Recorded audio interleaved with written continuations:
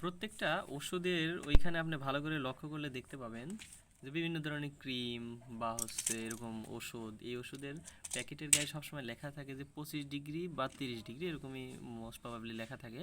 তো এই টেম্পারেচারের নিচে রাখতে হবে, মানে ঠান্ডা অবস্থা, ঠান্ডা জায়গায় রাখতে হবে, ফ্রিজে রাখতে হবে। তো ওষুধ আসলে এমন কি জিনিস যে ওইটা হচ্ছে 30 ডিগ্রির নিচে রাখতে হবে?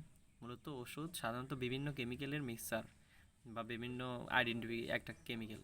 এখন ওই কেমিক্যালটা যদি হাই টেম্পারেচারে রাখা হয় তাহলে ওইটার স্টেট চেঞ্জ হয়ে যায়, ইফেক্ট চেঞ্জ হয়ে যায়, স্ট্রাকচার চেঞ্জ হয়ে যেতে পারে। ভিতরে ভিতরে কিছু কিছু কেমিক্যাল আছে যে হচ্ছে, কিছু কিছু ওষুধ আছে যে 2 বা ততোধিক থাকে, কেমিক্যাল থাকে। তো সেই ওষুধগুলো তো নিজেদের মধ্যে রিয়াকশান করে অন্য কিছু তৈরি হতে পারে, অর্থাৎ একটা ক্ষতিগ্রস্ত হতে পারে। ওই কেমিক্যালের যে যে কারণে যে ওষুধটা খাবে ওইটা একটা ক্ষতিগ্রস্ত হতে পারে, এই কারণে ওই নিচে রাখা হয়। এমনকি ভ্যাকসিন, তারপরে হচ্ছে ইনসুলিন, এগুলো তো আরও লো টেম্পারেচারে রাখতে হয়। এই জন্য ওই ফার্মেসিতে, যেসব ফার্মেসি, প্রত্যেকটা ফার্মেসিতে এসি থাকতে হবে, 25 ডিগ্রির নিচে রাখতে হবে, 25 ডিগ্রি টেম্পারেচার বজায় রাখতে হবে।